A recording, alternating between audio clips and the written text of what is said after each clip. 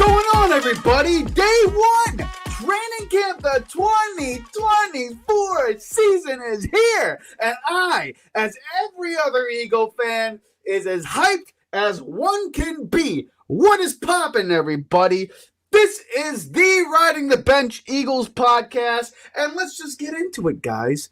Day one, training camp in the books, NovaCare Complex. And as good of news, in my opinion, as one could expect for this Philadelphia Eagles roster, okay?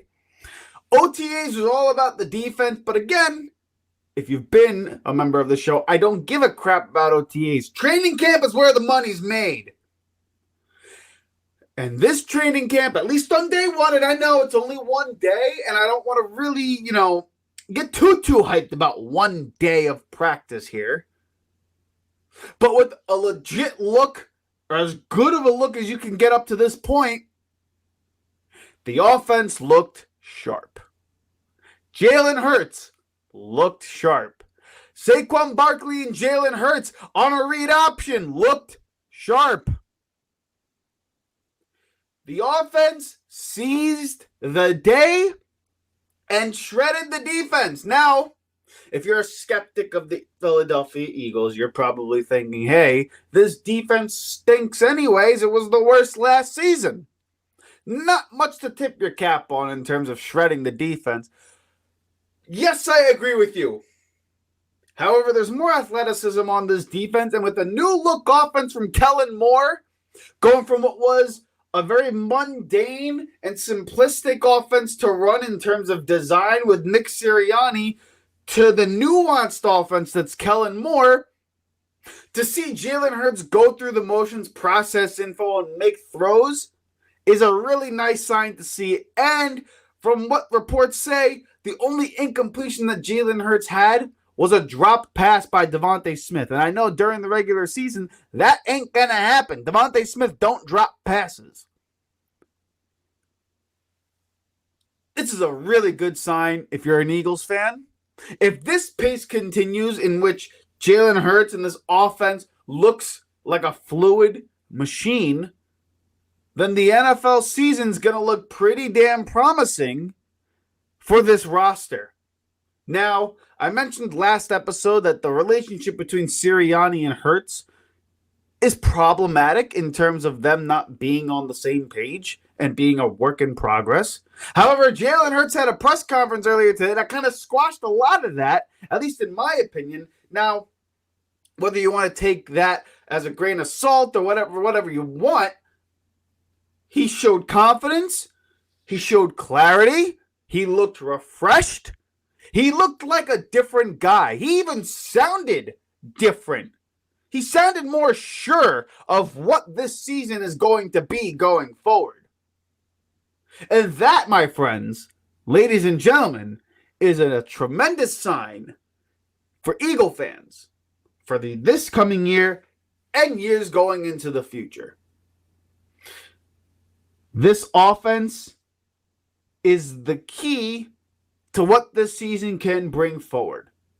And if Jalen Hurts looks as sharp as he did today, from what reports gather, then we have ourselves a chance, a puncher's chance, to be problematic in the NFC conference.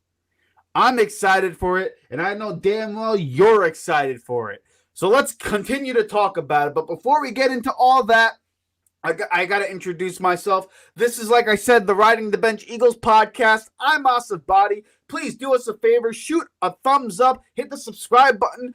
Help us grow here organically by helping me get to other Eagle content creators and other followers of the Philadelphia Eagles so that this show can grow and that you can get as much Eagles content as you possibly can. This is a reactionary show. I don't bring on the news. I'm a fan just like you. So there's no insight that I'm giving you. This is just my opinion and my reaction to what's going on in Philadelphia. Let's talk about it. As I mentioned at the top of the show, Jalen Hurts looked sharp today. Looked pretty damn good. Navigated the pocket from what reports say very well with pressure on himself. Was able to see the defense, got the ball out of his hands quickly. Didn't take too many deep shots down the field. Worked the intermediate part to the short part of the field. Got Dallas Goedert down the seam on a touchdown, 35-yarder. I'm happy to see Jalen Hurts utilizing the middle of the field more. I'm happy to see that Kellen Moore got him to be a little bit more comfortable operating the middle of the field in the OTAs and seeing it come to fruition, at least on day one of camp right now with Dallas Goedert. Because he's another key piece to this offense that's going to make this offense work. If you looked at last season and you saw the offense, as we all did, the anemic offense that it was, Jalen Hurts only operated on the outside of the numbers, really operated on the sidelines, not too much down the middle of the field or in the intermediate part of the field.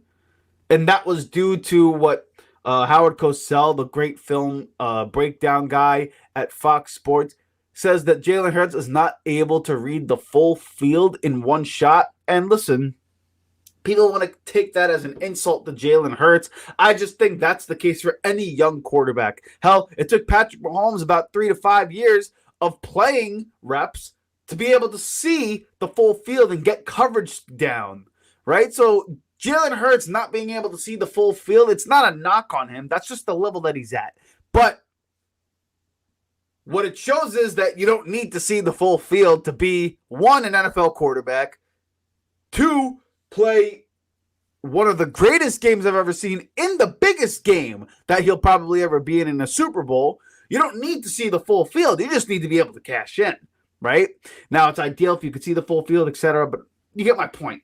Point being is we're not that far off. Jalen Hurts is not that far off. So what you saw from 22 to 23, the regression that he had in terms of the interceptions, it's because they asked him to do more with a mundane offense. But now, with the insertion of Kellen Moore and Saquon Barkley, this offensive demand that he has to put on his shoulders is going to be a little bit different. Defenses now have to account for Saquon Barkley in the running game a little bit more, especially in the read option game. And they ran that play a couple of times, I believe, in the training camp today. And I get my news from a lot of Eagle reporters. The one that I tend to go to is John McMullen at Jakob Sports or Jakob Sports, however you want to pronounce it. Regardless, they're the Eagles network, basically. And John McMullen is as good of a reporter and objective of a reporter as there is in Philadelphia. That's my go-to guy for information. And he even said that when they ran the read option, the defense really harped in on stopping Saquon Barkley, and Jalen Hurts was able to navigate the defense and exploit them for yardage. And if you saw last season, a lot of teams tended to focus more on Jalen Hurts and not account for the running back, which is why it was a crime to not see DeAndre Swift get the ball as much as he was supposed to. That's going to be different, in my opinion, with Kellen Moore. Kellen Moore is a sharp offensive mind, a good play designer, and there's one thing that he's able to do is adjust within the flow of a game relatively. And if the defense is saying, I'm going to hone in on Jalen Hurts, well, then you know what Kellen Moore is going to do? He's going to pound the rock with Saquon Barkley and make that adjustment. He's going to get the ball at Devontae Smith and A.J. Brown and exploit the matchups on the outside. He'll put them in motion, get them on the move. He'll use Dallas Goedert more in the middle of the field, try to get an easy, quick throw for Jalen Hurts just to get a good chunk of yardage. The offensive pace and the design is going to be much different than it was last season. And that's a refreshing look and a refreshing thing for the Philadelphia Eagles this upcoming year. And again, as excited as I am for this team, the question that still remains is if this offense operates well and the Eagles have success, who do you give credit to, whether it's Sirianni or Kellen Moore, and what do you do about Nick Sirianni at the end of the year? That's yet to be seen. But right now, we have to take what we can get and take the positive stuff that we can get. And if day one is any indication of what this offense is going to be able to do and what Jalen Hurts is going to be able to look like going forward, this could really be problematic for the NFL, particularly the NFC. If he is able to play clean ball and not have to put this burden on his shoulders where everything has to run through him, and he can just get the ball to the playmakers, i.e. like Brock Purdy in San Francisco, just let the design of the play and the playmakers do a lot of the work, and then use your legs when relied upon in necessary moments. And you got Saquon for short yardage situations. You have the depth. You have talent on the outside. It's time to put these playmakers in position. And from what it looks like, Kellen Moore is going to do that. And it looks like Jalen Hurts not only is comprehending it mentally, but it looks to be like he's able to put it into action now, which is good. And that's one of the bigger questions that we had going into the season. Can Jalen Hurts operate this offense? And can he get the ball in the playmaker's hands without turning the ball over? And it seems like day one is a pretty nice way to start off camp and showing everything that we just talked about.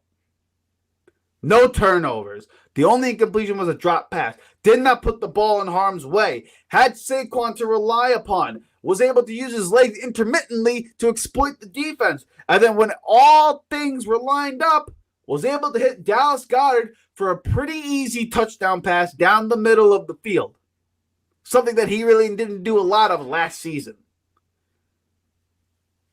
As much of a tough throw and crowded lanes there are in the middle of the field, it's an area of the defense that could be exploited, and Jalen Hurts has not been able to do that in his career.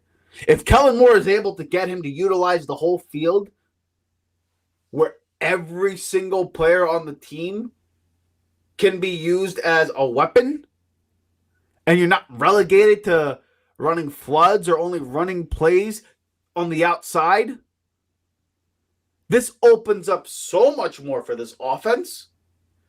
And it's going to take so much pressure off this defense.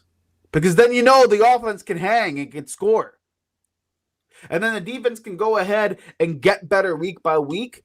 Because to me, the mark of a good season for the Philadelphia Eagles, at least during the 17, 16 game stretch that we have here, is this offense looks functional, looks clean, turnover rate low, and then this defense just getting better week after week after week.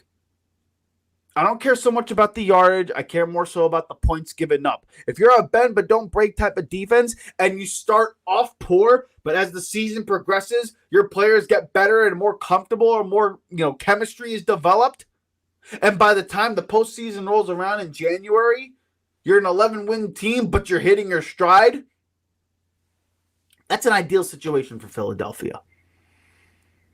That's kind of what my expectation is for Philadelphia this upcoming year, especially if day one of training camp is any indication of what Jalen Hurts and this offense can do. Because if it is, the NFC, like I said, has got a big problem. Hey, you got through the full episode of the Riding the Bench Eagles podcast. Thank you for watching. If you want to support the channel, hit the like and subscribe button below. You can also check us out on Instagram at the Riding the Bench podcast with a K instead of C in the word podcast. And also check us out on audio platforms like Apple Podcasts, Spotify, iHeartRadio, you name it, we're on there. All of that is in the description below. Please come back next time for the Riding the Bench Eagles podcast. Thanks for listening.